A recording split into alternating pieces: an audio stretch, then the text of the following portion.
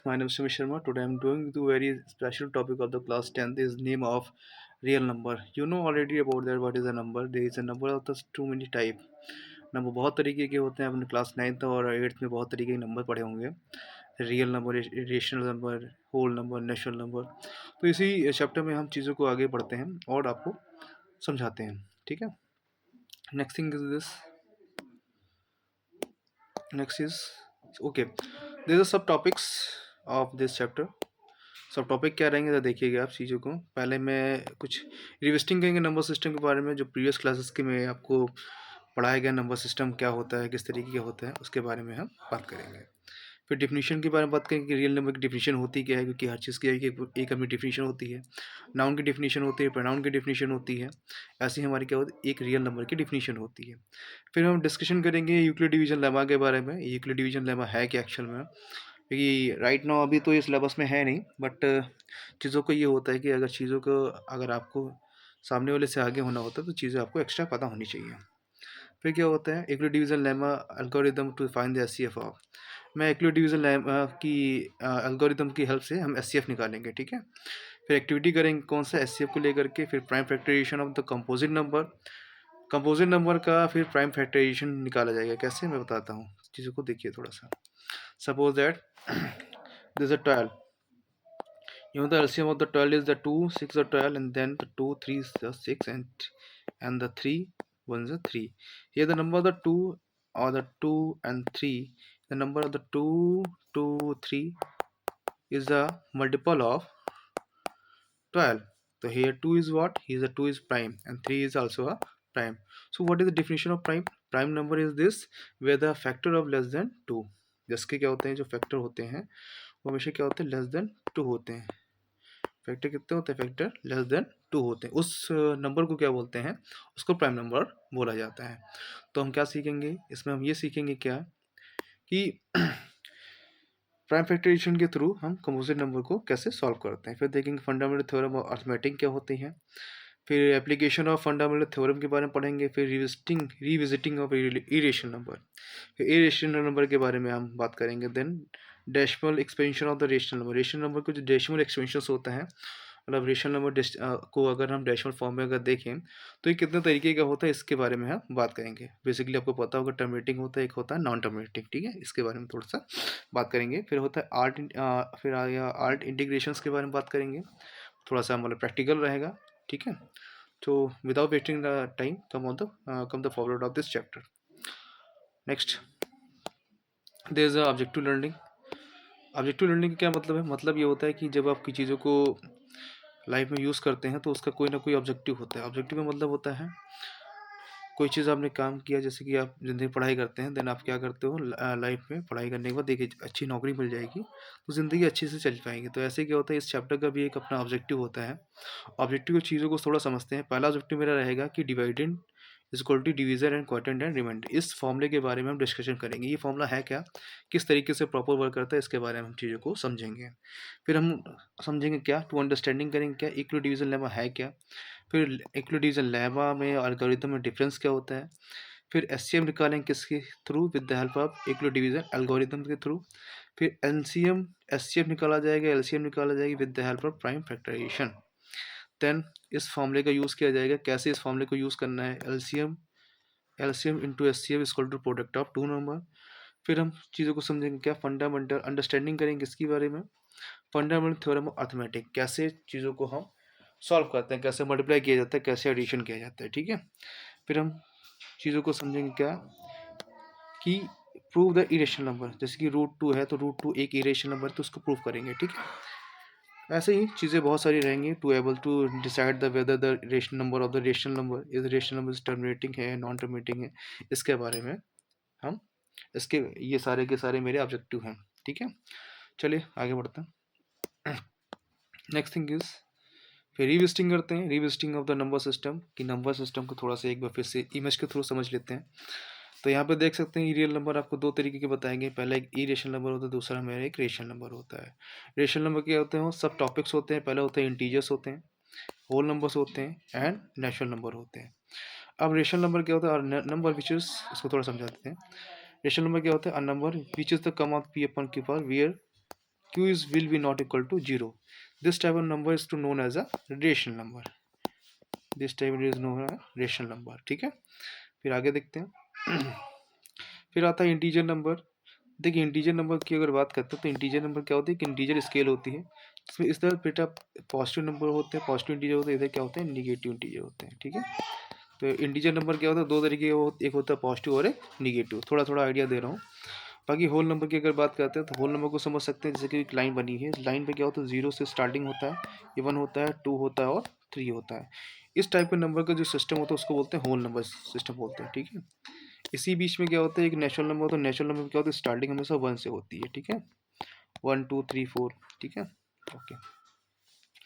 Irrational number क्या होता है, इरेशनल नंबर में होता है क्या है कि अंडर रूट के अंदर कोई भी प्राइम नंबर आप लिख दो तो this is known as a irrational number. Okay, same scenario. Suppose that अगर मैं लिख देता हूँ इस रूट के अंदर लिख देता हूँ 5 लिख देता हूँ. अब 5 कैसा है, 5 एक प्राइम नंबर है, तो ये पूरा का पूरा नंबर कैसे कन्वर्ट होता है, it will convert into the irrational number. ठीक है, next. Okay, one more time, थोड़ा सा कॉन्सेप्ट बूस्ट करते हैं. रियल नंबर के बाद चीज़ों को समझ लेते हैं. थोड़ा सा इधर मैंने इमेजिनरी फॉर्म आपको बताया ढंग से, चीज़ों को डिस्क्राइब करने का प्रयास किया है. देखिएगा रेशनल नंबर देखिए इस तरीके के होते हैं. क्या पॉजिटिव हो सकते हैं, निगेटिव भी हो सकते हैं, पी अपॉन क्यू फॉर्म में हो सकते हैं, ये सारे के सारे. ठीक है, इंटीजर्स देखिएगा, इंटीजर क्या होते हैं सारे के सारे. होल नंबर क्या होते हैं, ये सारे के सारे आप देख सकते हैं चीज़ों को. ठीक है, रेशनल नंबर क्या होते हैं पी अपॉन क्यू के फॉर्म में होते हैं, और जहाँ पे क्यू कभी जीरो नहीं होता है. इसके दो फॉर्मेट होते हैं, डेसिमल फॉर्मेट होता है, एक टर्मेटिक होता है, दूसरा हमारा नॉन टर्मेटिक होता है.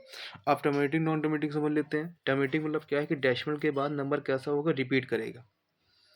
ठीक है, ठीक है, क्या बोलेंगे, वैसे बोलता हूँ मैंने बोला टर्मेटिक में क्या होगा, कोई नंबर क्या होगा उसको डिवाइड करने के बाद में रिपीट नहीं होगा. जी सॉरी, थोड़ा सा 1/2 है. जैसे जो रेशनल नंबर होता है, रेशनल नंबर के डेसिमल जो फॉर्म होता है दो तरीके होता है.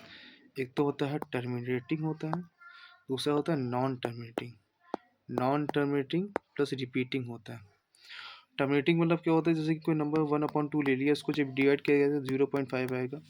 इसमें क्या होता है 1 अपॉन, जैसे आपने 3 ले लिया, 1/3 को जब डिवाइड कितना है 0.999 आएगा, 0.99 नंबर आएगा. एक मिनट, 1/3 इक्वल टू 0.99 आएगा. मतलब नंबर बार बार रिपीट करेगा जाएगा, तो इस नंबर को बोलते हैं नॉन टर्मिनेटिंग रिपीटिंग, आप इसको बोल सकते हैं. ठीक है, चलिए आगे चीज़ों को थोड़ा समझते हैं. नेक्स्ट है बढ़िए. अब पहली चीज़ जो मेन है हमारा है कि डिफिनीशन है क्या. डिफिनीशन क्या होती है, रियल नंबर की डिफिनीशंस को समझते हैं क्या है ये. तो रियल नंबर होता है कि real number can be defined as a union of the both rational और इरेशनल. ये दोनों क्या होता है, रियल नंबर क्या होता है कि is union of, real number is a union of the rational number है इरेशनल नंबर होते हैं. They can be both positive negative. दोनों कैसे होते हैं, एक तो पॉजिटिव भी हो सकते हैं और निगेटिव भी हो सकते हैं. And are denoted by symbol R, जिसको कैपिटल आर से डिनोट किया जाता है. All the natural numbers, whole numbers and integer and rational number and irrational numbers come under this category. मतलब क्या होता है इस रियल नंबर के अंदर क्या क्या होता है, इस रियल नंबर के अंदर क्या क्या आता है आपको जरा देखिएगा. इस रियल नंबर के अंदर आता है, एक मिनट, हाँ, इस रियल नंबर के अंदर क्या क्या आता है, एक नेचुरल नंबर आता है, होल नंबर आते हैं, इंटीजर्स आते हैं, रेशनल नंबर आते हैं, इरेशनल नंबर आते हैं. सारे का 1 2 3 4 5 तरीके के नंबर इसमें इनबिल्ड होते हैं. ठीक है, चलिए आगे देखिए. ये सारे के सारे मैंने एग्जाम्पल आपको बताने का प्रयास किया है, नीचे देख सकते थे. अब थोड़ा सा प्रैक्टिस कर लेते हैं. तो एवरी इंटीजर इज इंटीजर और रेशनल नंबर, कि सारे इंटीजर होते हैं वो हमारे एक रेशनल नंबर होते हैं. बिल्कुल सही, मैंने बोला कि रेशनल नंबर के अंदर 5 तरीके के नंबर होते हैं. सॉरी, रेशनल नंबर के कौन कौन से होते हैं मैंने बताया भी आपको, इंटीजर बताया, फिर आपको मैंने होल बताया, फिर नेचुरल बताया. सारे के सारे नंबर उसके अंदर इनबिल्ड होते हैं. रेशनल नंबर क्या होता है, यूनियन होता है, union of integers, whole number and natural numbers. ठीक है, आगे देखिए. Then whole number natural number, एक होल नंबर जो होता है क्या नेचुरल नंबर हो सकता है, गलत बात. होल नंबर में तो जीरो होता है, लेकिन जीरो के नेचुरल में होता है नहीं होता है. तो natural can whole number but all whole number is not a natural. तो ये कैसा होगा, सेंटेंस मेरा गलत हो गया. ठीक है, इसको थोड़ा सा और बताते हैं. सपोज ये मेरी लाइन होगी, इस लाइन में जीरो से स्टार्टिंग किया गया, जीरो है, 1 है, 2 है, 3 है, 4 है, ऐसे बहुत सारे नंबर हो जाएंगे जाकर के. तो ये जो नंबर होते हैं कौन से नंबर, ये सारे ये नंबर कैसे होते हैं, इस नंबर को बोलते हैं हम नेचुरल नंबर। लेकिन इन नंबर को कौन से नंबर, ये वाले, ये सारे के सारे जो नंबर होते हैं इनको बोला जाता है होल नंबर। तो all whole number is not a natural number but all natural number is a whole number. तो यही चीज़ क्वेश्चन पूछ रहा था। ठीक है, आइए देखिए, एक मिनट। चलिए, हाँ, फिर कहता is every whole number is integer. क्या सारे के सारे होल नंबर इंटीजर हो सकते हैं क्या? नहीं नहीं, गलत बात है।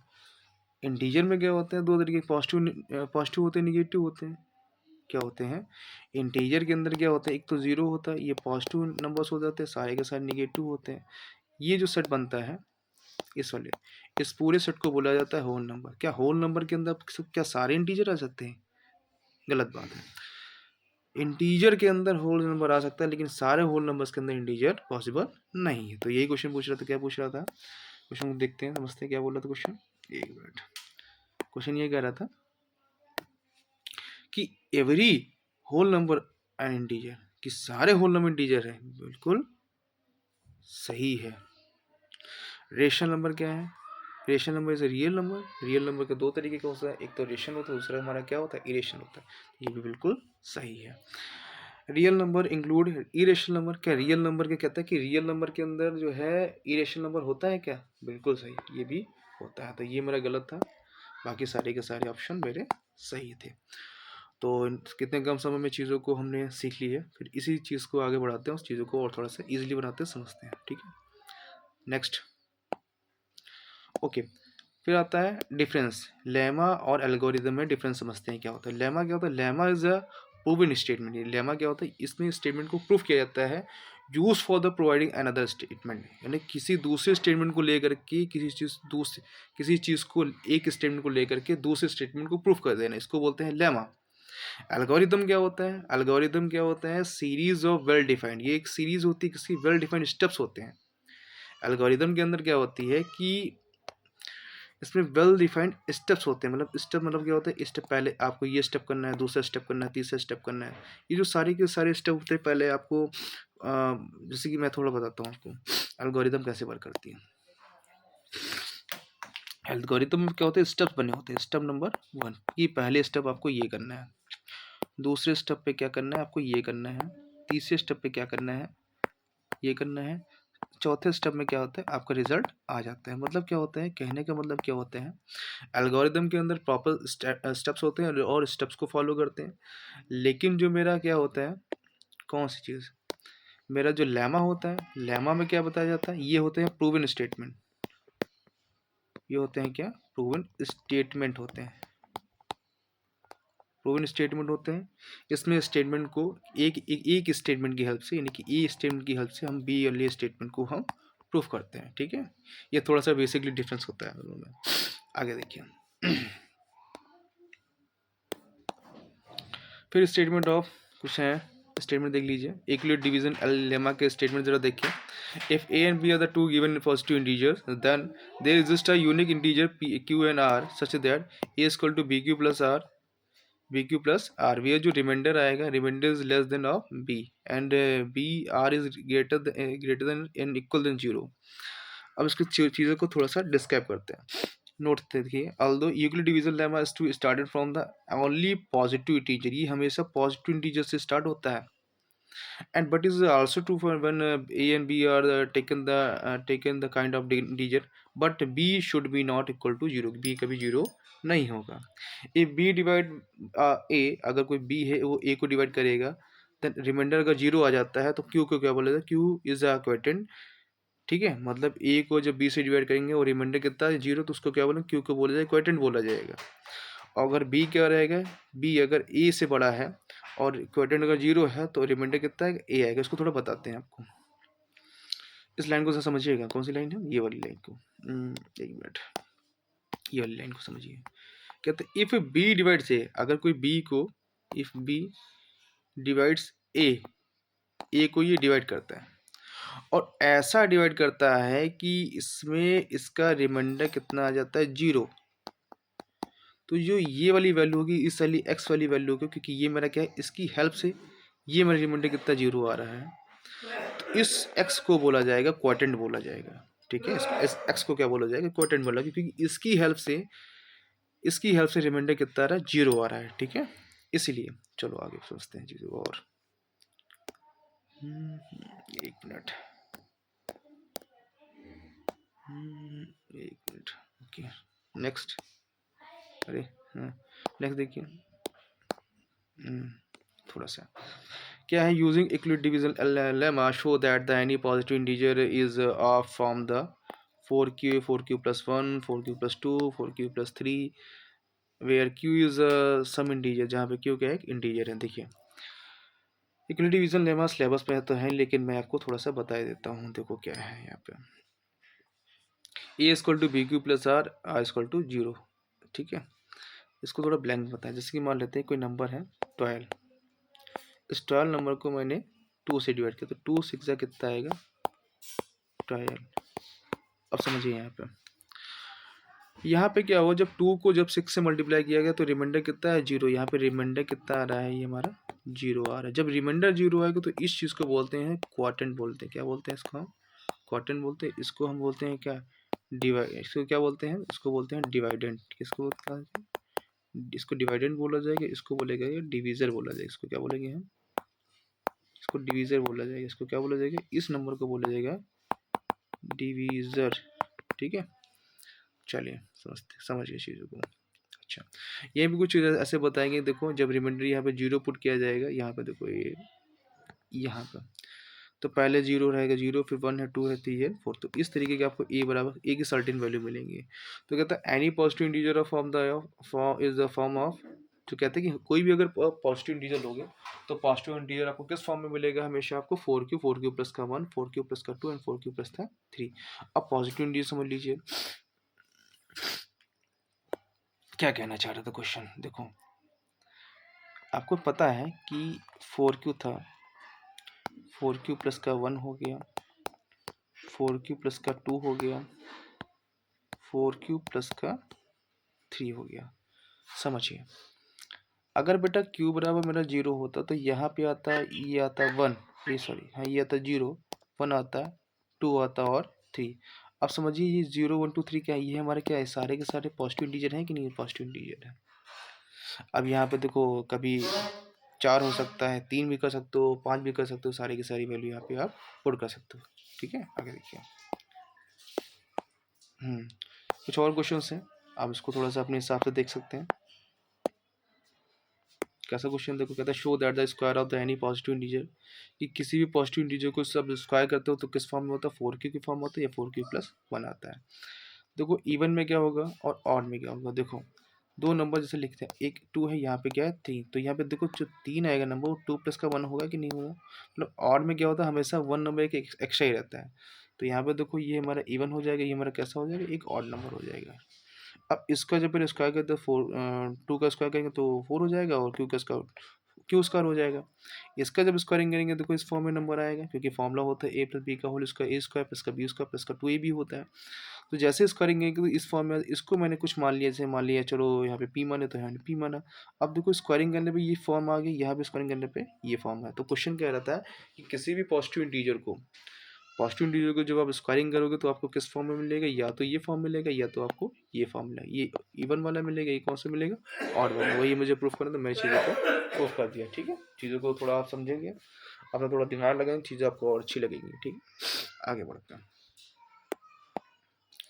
ओके, एससीएफ देखो कोई क्या रूल है यहाँ पे इक्वल डिवीजन का। इक्वल डिवीजन का एल्गोरिदम क्या बोलता है, सुनो। एल्गोरिदम ऐसा है, ये एल्गोरिदम बनाया गया है, इसको थोड़ा जूम कर, जूम नहीं हो रहा है, चलो जूम नहीं हो रहा है, एक मिनट, अभी हो गया ये। ओके वेट, समझते हैं। एल्गोरिदम क्या है कि आपको यूक्लिड डिवीजन एल्गोरिदम ये बोलती है कि जब आपका रिमाइंडर जब 0 आएगा तो वो मेरा एससीएफ हो जाएगा, और अगर रिमाइंडर 0 नहीं है तो इसी प्रोसेस को मुझे क्या करना है, कंटिन्यू करना है, ठीक है। आप तुमको बताते हैं थोड़ा सा प्रैक्टिकली। सपोज दैट एक नंबर लिखा है 144 लिखा है, ये है हमारा 9, तो 9 से लेते हैं, तो 9 बन जो हो गया 9, 9 देन कितना, ये कितना रिमाइंडर, ये 5 बचेगा, 54 हो जाएगा। ओके 9 जो 9 9 कुछ ऐसा हो गया करके 54। फिर क्या होगा 9 9 6 51 9 6 8 9 6 54। अभी तो ये मेरा कट गया, लेकिन कभी कभी क्या होता है मेरा रिमाइंडर कटता नहीं है। तो जब तक आपको ये प्रोसेस तब तक स्टार्ट करना है जब तक मेरा रिमाइंडर क्या ना जाए 0। इसको और थोड़ा सा समझते हैं। मान लेते हैं एक तरफ लिखा है 32, एक तरफ लिखा 1 2 1 लिखा है। इसको डिवाइड कीजिए जा करके कितने बार 3 से लगाएं 2 से लगाते हैं 4 हो जाएगा एंड 3 to 6 आ जाएगा। 30 to 3 जा कितना आएगा 3 2 जा 6 हो जाएगा 3 3 जा 9 लग सकता है 96। तो इसको थोड़ा सा इरेज कर लेते हैं।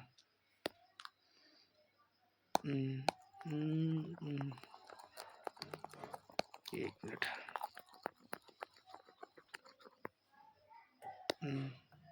एक मिनट हाँ ये रहा 92 वे रहा 1 1 2 लिख लिया 92 1 जा 92 हो गया बचेगा 20। फिर 92 यहाँ लगा दीजिए आप, लगा दीजिए 4 जा 4 2 जा 8 हो जाएगा कितना हो जाएगा 12। 20 लगा दीजिए तो 12 जो हो जाएगा 12 और ये बचेगा 8। अब 8 को इधर लिख देंगे, ये लिख देंगे 12 तो 8 1 जो हो जाएगा 8 देन बचेगा कैर 4 इसको लगा देंगे तो 4 2 जा 8 हो जाएगा। अब समझिए मैंने क्या किया। एल्गोरिदम ये बोलता है, एल्गोरिदम बोलता है कि आपको स्टेप बाय स्टेप्स करना है और कब तक करना है जब तक आपका रिमाइंडर क्या आ जाए, रिमाइंडर आपका 0 ना आ जाए। तो यहाँ पे रिमाइंडर कितना है, यहाँ पे रिमाइंडर 0 आ गया तो मतलब मेरा प्रोसेस ये एल्गोरिदम पूरा कंप्लीट हो गया। यहाँ मैंने प्रोसेस को क्यों स्टार्ट किया क्योंकि मेरा रिमाइंडर 0 नहीं आ पाया। यहाँ मैंने क्यों स्टार्ट किया क्योंकि यहाँ पे रिमाइंडर 0 नहीं आ पाया। यहाँ भी मैंने प्रोसेस क्यों स्टार्ट किया क्योंकि यहाँ पे भी रिमाइंडर मेरा 0 नहीं आया। अभी यहाँ पे मेरा लास्ट में क्या हुआ रिमाइंडर 0 आ गया, मेरा ये प्रोसेस पूरा कंप्लीट हो गया। तो एल्गोरिदम ऐसे ही आपका वर्क करेगा किसके लिए, यूक्लिड डिवीजन एल्गोरिदम के लिए। आगे बढ़ते हैं। ओके नेक्स्ट उसको थोड़ा सा जूम इन कर लेते हैं।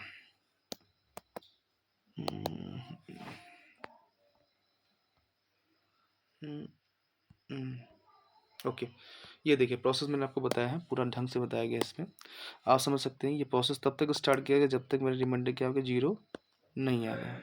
जब रिमाइंडर 0 हो गया तो एल्गोरिदम मेरा खत्म हो गया। ठीक है आगे देखिए। एक्टिविटी के थ्रू मैं खाना खा भैया 10 बजे एक्टिविटी के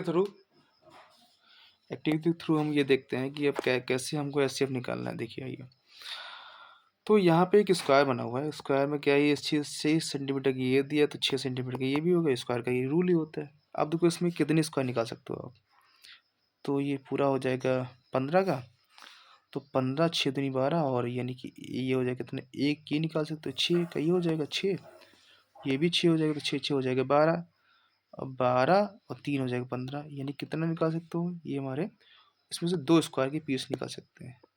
अब यहाँ पर समझो क्या है, कैसे प्रैक्टिकल किया गया है। पेपर को फोल्ड करना है, एक पेपर लेना इसको फोल्ड कर देना है। ए और बी एक रेक्टेंगल शीट जब लेंगे तो उसका ये डायमेंशन दिया है। इसमें हम कितना निकालेंगे, इसमें 6 सेंटीमीटर का सेट निकाल लेंगे, काट लेंगे। The maximum length of the square can be fitted from the given the rectangle sheet is 6 centimetre, cut the square sheet each side 6 centimetre from the different colour. तो कहते हैं एचसीएफ जो है कैसे निकालेंगे। देखो इस शीट से हम कितना निकाल सकते हैं, इस शीट में मैक्सिमम जो मेरी ब्रेथ आ सकती है 6 आ सकती है और मैक्सिमम अगर मुझे स्क्वायर ही निकालना है तो इसमें मैक्सिमम ये जो लेंथ हो सकती है वो भी कितनी है कि 6 आएगी। तो वही रूल ये बता रहा है कि ऐसे क्या तो कॉमन पोर्शन होता है किसका, दोनों का। इस रेक्टेंगल शीट में इस स्क्वायर शीट में दोनों में कॉमन क्या आएगा 6 सेंटीमीटर आएगा। तो 6 मेरा क्या हो जाएगा यहाँ पे एचसीएफ आ जाएगा जा करके। ठीक है अब आगे देखते हैं एक्टिविटी। यहाँ पे देखो और थोड़ा सा डिस्क्राइब किया गया, देख सकते हैं यहाँ पर ये 3 सेंटीमीटर यहाँ बच गया जा करके। ठीक है अब यहाँ पे 3 सेंटीमीटर क्या है बेटा रिमाइंडर बचा जाकर, क्या बचा जा करके मेरा रिमाइंडर। यहाँ पे इस तरीके से आप इसको देख सकते हैं। ठीक है आगे देखिए एक्टिविटी क्वांटिटी बहुत सारी चीज़ें यहाँ बताई गई, आप देख सकते हैं अपने हिसाब से। ये वर्कशीट है, खुद कर सकते हैं आप। बाकी यहाँ पे देखिए प्राइम फैक्टराइजेशन तरीका थोड़ा बता देता हूँ मैं आपको, ये कैसा होता है, कैसे वर्क करता है प्राइम फैक्टराइजेशन। देखो प्राइम फैक्टराइजेशन मतलब होता है जैसे कि आपको दो तरीके हैं एलसीएम निकालने के, दो तरीके हैं। पहला हमारा होता है डिवीजन मेथड होता है, दूसरा हमारा टी मेथड होता है। ठीक है, टी मेथड में देखो ये जो नंबर दो दो दिए हैं, ये सारे के सारे क्या होते हैं, प्राइम नंबर होते हैं। 2 3 6 हो गया, 6 12 हो गया, एंड 12 2 24, 24 × 48 हो गया। यहाँ पे देखो इसी तरीके को यहाँ पे किया गया है, ये पेड़ के तरीके से लगाए तो इसीलिए इसको टी वाला बोल दिया। ये डिवीजन वाला है तो इसको डिवीजन वाला बोल दिया। अब प्राइम नंबर के बारे में बता दिया है क्या, एग्जैक्टली 2 फैक्टर्स होते हैं। इसमें क्या होता है, 2 फैक्टर होते हैं, 2 फैक्टर 2 से कम हो सकते हैं, मतलब जैसे 1 भी। कंपोजिट नंबर की अगर बात करते हैं तो इसमें भी क्या होते हैं, मोर देन 2 फैक्टर होते हैं। कितने, मोर देन 2 फैक्टर होते हैं। ठीक है, ये प्राइम फैक्टराइजेशन को बताया गया है यहाँ पे। आगे देखिए, ये वर्कशीट है, यहाँ पे इसको थोड़ा देख सकते हैं कैसे बताते हैं। ये 7 7 3 21 यहाँ पे आ जाएगा। 21 2 जा कितना, 42 आ जाएगा। एंड 42 2 जा कितना हो जाएगा, 2 2 4 4 2 8 84। ये बहुत सिंपल सिंपल क्वेश्चन है, अपने हिसाब से खुद भी कर सकते हैं। ठीक है, ये फंडामेंटल स्टेटमेंट थ्योरम एल्गोरिदम है, अर्थमेटिक स्टेटमेंट है। इसमें क्या रहेगा, देखो इसके बारे में बता देते हैं। फंडामेंटल थ्योरम अर्थमेटिक क्या होती है, every composite number can B explain the particular. जो कंपोजिट नंबर होता है ये क्या होता है, प्रोडक्ट होता है किसका, प्राइम नंबर। प्राइम नंबर क्या होता है, and this factorization is unique. Composite जो नंबर होता है, जैसे ये 56 है, ये कंपोजिट नंबर है। इसमें क्या होता है, ये प्रोडक्ट होता है किसका, सारे के सारे प्राइम नंबर्स का। इतना ये बताना चाह रहा है, बाकी कुछ नहीं। चलिए आगे देखिए, बाकी ये सब चीज़ें आपको बताएगी एलसीएम को लेकर के। ये वर्कशीट नंबर 2 है, इसको देख लेंगे अपने हिसाब से। ये वेरी इंपॉर्टेंट, ये सीबीएसई में क्वेश्चन जो है आता ही आता है, इसको आप देखेंगे थोड़ा सा। इसमें क्या है, सारे के सारे स्टेप आप याद कर लेंगे, मैं बता देता हूँ कैसे। ये पहला स्टेप रहेगा, दूसरा ये स्टेप रहेगा, तीसरा ये स्टेप, चौथा ये, 4 स्टेप याद कर लें। बाकी इसमें लगाने दिमाग लगाने की ज़्यादा ज़रूरत है नहीं। ये रूट 2 है, कभी रूट 2 आ जाएगा, कभी 3 आ जाएगा, कभी 4 आ जाएगा। तो वैल्यू चेंज कर देंगे, पैटर्न विल भी सेम रहेगा, कोई दिक्कत लगाने, कोई दिमाग लगाने की ज़रूरत बिल्कुल नहीं। आगे बढ़ते हैं। सब problem based on the irrational number. अभी देखो इसमें क्या रहेगा, ये भी बहुत आसान है, कुछ नहीं है। क्या था, देखो मुझे पता है ये एक इरेशनल नंबर है, तो बस कुछ नहीं, इसको पहले इस फॉर्मेट में कर दिया गया। मैंने माना एक रेशनल नंबर होगा, कॉन्ट्रडिक्शन से सॉल्व किया जाता है बेसिकली, इस तरह के क्वेश्चन होते हैं। तो सबसे पहले इसको इधर लाएगा, इस 3 को राइट साइड में लाएगा, राइट साइड में लाने के बाद इसको रूट 5 अलग कर लिया गया। अब जब ये मेरा इरेशनल है तो ये भी क्या हो जाएगा, इरेशनल हो जाएगा। यानी कि मेरा जो मैंने माना था, एजम्पशन किया था ये रेशनल होगा, वो रेशनल नहीं होता हुआ, वो कैसे कॉन्ट्रडिक्शन में आ जाता है, फिर वो मेरा इरेशनल में चेंज हो जाता है। चलो, ये इम्पोर्टेंट पॉइंट है, आप इसको देख लेंगे अपने हिसाब से। बाकी चीज़ें हैं, ये वर्कशीट है, ये समरी है, ये समरी है। समरी की जो भी पढ़ाएगी आपको, जो बताया गया उसके बारे में समरी है। बाकी यहाँ पे आप आर्ट हैं, कुछ पिक्चर्स दी गई हैं, आर्ट इंटीग्रेशंस हैं, मतलब मैंने उस चीज़ को बताया कैसे इरेशनल नंबर के थोड़ा सा डिस्क्राइब किया गया है, आप उसको देख सकते हैं कैसे। रूट 17 है, रूट है, ये सारे के सारे ये इरेशनल नंबर के एग्जाम्पल्स हैं। ठीक है, बाकी और देखिए आर्ट इंडिकेशन यहाँ भी है, इधर देखो सांप को कितने बढ़िया तरीके से बनाया गया है ना। आगे देखिए ये है भैया कॉन्सेप्ट मैथ, जो अभी तक की हम लोगों ने पढ़ा है। नंबर सिस्टम क्या है, नंबर कितने तरीके का होता है, 2 होता है, एक रियल होता है, एक इमेजिनरी होता है। रियल और कितने तरीके का, रियल हमारा 2 है, एक होता है रेशनल, एक हमारा होता है इरेशनल होता है। और रेशनल कितने का होता है, एक इंटीजर होता है, एक हमारा फ्रैक्शंस होता है। इंटीजर कितने के, एक होल नंबर, इंटीजर कितने तरीके का, होल नंबर होता है। एक हमारा होता है निगेटिव नंबर्स होते हैं, जो हमारे होल नंबर होते हैं इसमें 0 होता है, फिर हमारा एक नेचुरल नंबर होता है। ये थोड़ा सा बस चीज़ों को थोड़ा सा रिकॉल कराया गया ताकि चीज़ें दिमाग में बिल्कुल सटक के बैठ जाए, ताकि आपको दिक्कत नहीं हो। तो ये सारा 30 मिनट के अंदर मैंने अपना पूरा प्रयास किया है। मुझे लगता है आप सभी को ये चीज़ें समझ में आई होंगी, एक एक पॉइंट को समझ में आई होंगी। बाकी आशा करते हैं चीज़ें बढ़िया रहेंगी आपके साइड से भी। Okay, thank you for my session.